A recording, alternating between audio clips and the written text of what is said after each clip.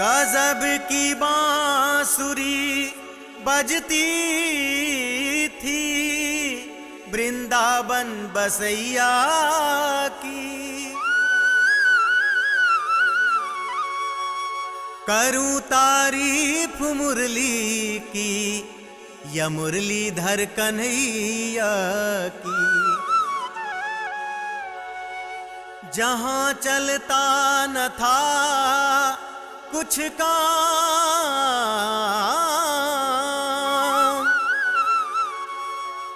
जहां चलता न था कुछ काम, तीरों और कमानों से विजय नटवर की होती थी वहां मुरली की तानों से, मुरली की तानों से।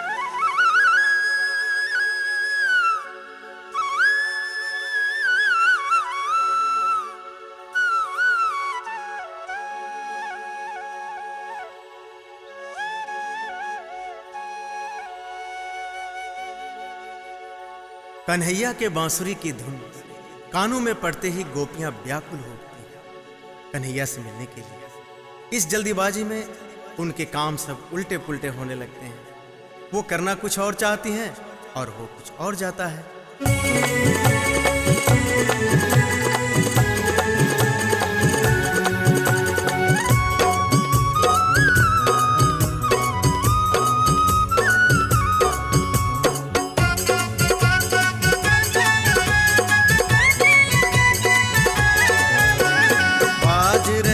मधुबन में मुरलिया बाज रही मधुबन में मुरलिया बाज रही।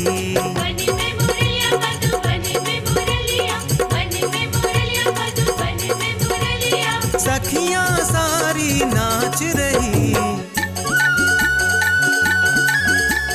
बाज रही मधुबन में मुरलिया बाज रही, बाज रही मधुबन में मुरलिया बाज रही।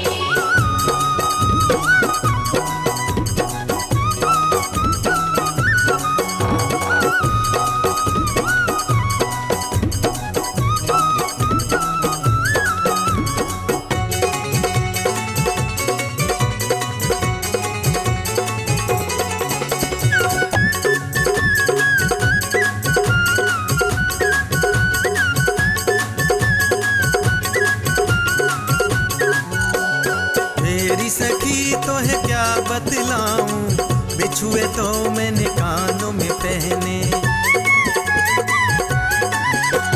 तेरी सखी तो है क्या बतलाऊं, तेरी सखी तो है क्या बतलाऊं, बिछुए तो मैंने कानों में पहने। गले में पायल बांध रही,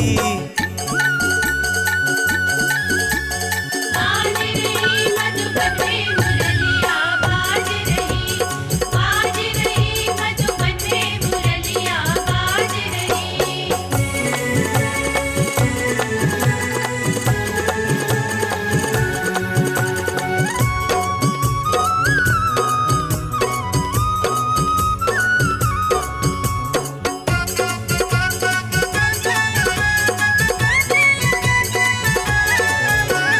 तेरी सखी तो है क्या बतलाऊं, घास तो मैंने ससुर को दीनी।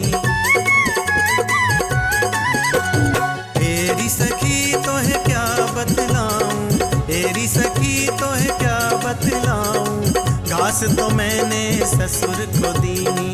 गैया सारी ताक रही, बाज रही मधुबन में मुरलिया बाज रही, बाज रही मधुबन में मुरलिया बाज रही।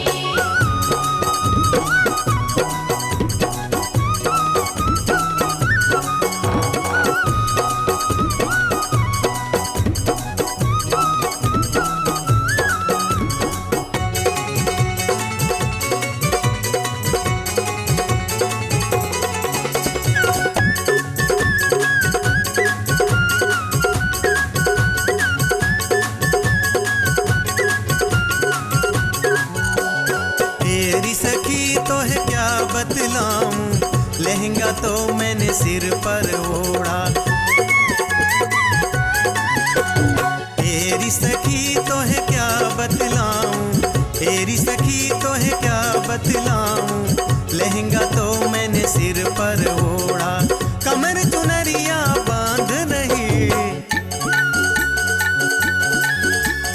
बाज रही मधुबन में मुरलिया बाज रही, बाज रही मधुबन में मुरलिया बाज रही। बाज रही मधुबन में मुरलिया बाज रही, बाज रही मधुबन में मुरलिया बाज रही।